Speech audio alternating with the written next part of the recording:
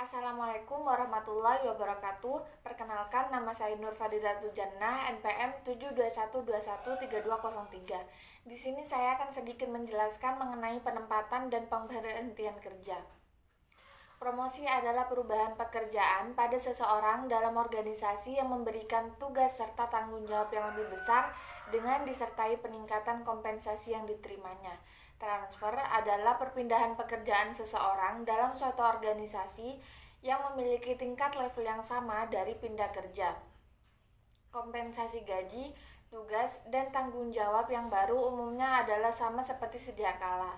Mutasi atau rotasi kerja dilakukan untuk menghindari kejenuhan karyawan atau pegawai pada rutinitas pekerjaan yang terkadang membosankan serta memiliki fungsi tujuan lain supaya seseorang dapat menguasai dan mendalami pekerjaan lain di bidang yang berbeda pada suatu perusahaan. Demosi adalah pindahnya seseorang dari pekerjaan ke posisi yang lebih rendah dengan tingkat tanggung jawab dan tugas yang lebih kecil dari pekerjaan semula, dan begitu pula dengan kompensasi penggajiannya. Masalah karyawan di tempat kerja. Yang pertama yaitu terjadinya konflik antara atasan dan bawahan. Yang kedua yaitu konflik antara sesama karyawan. Yang ketiga yaitu buruknya komunikasi internal perusahaan. Yang keempat yaitu ketidakpuasan karyawan terhadap perusahaan, serta yang terakhir yaitu kurangnya pelatihan karyawan. Adapun pemutusan hubungan kerja atau PHK adalah pengakhiran hubungan kerja karena suatu hal tertentu yang mengakibatkan berakhirnya hak dan kewajiban antara pekerja dan perusahaan atau majikan. Hal ini dapat terjadi karena pengunduran diri, pemberhentian oleh perusahaan, atau habis kontrak.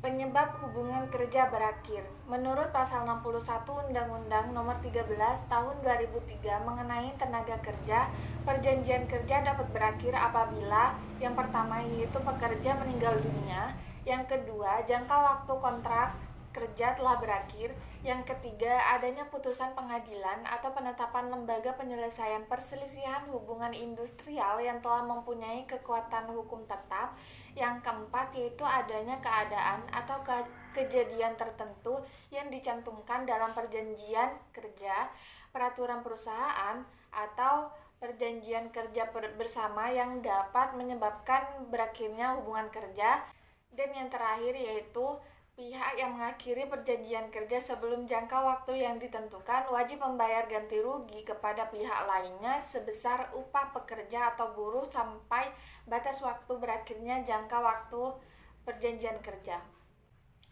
Perusahaan dilarang melakukan PHK dengan alasan yang pertama yaitu pekerja berhalangan masuk kerja karena sakit menurut keterangan dokter selama waktu tidak melampaui 12 bulan secara terus-menerus. Yang kedua yaitu pekerja berhalangan menjalankan pekerjaannya karena memenuhi kewajiban terhadap negara sesuai dengan ketentuan peraturan perundang-undangan yang berlaku.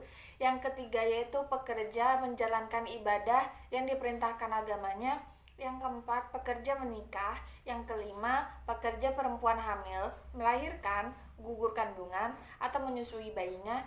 Yang keenam, pekerja mempunyai pertalian darah dan atau ikatan perkawinan dengan pekerja lainnya di dalam suatu perusahaan kecuali telah diatur dalam perjanjian kerja, peraturan perusahaan, atau perjanjian kerja bersama.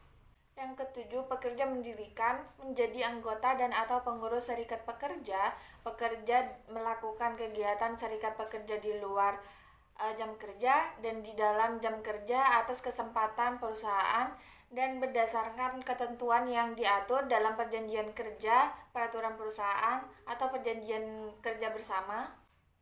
Yang kedelapan, pekerja yang mengadukan perusahaan kepada yang berwajib mengenai perbuatan perusahaan yang melakukan tindak pidana kejahatan.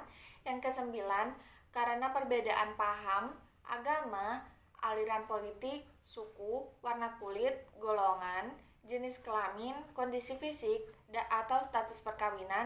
Dan yang terakhir yaitu pekerja dalam keadaan cacat tetap, sakit akibat kecelakaan kerja, atau sakit karena hubungan kerja yang menurut surat keterangan dokter yang jangka waktu penyembuhannya belum dapat dipastikan. Sekian dari saya, kurang lebihnya mohon maaf. Wassalamualaikum warahmatullahi wabarakatuh.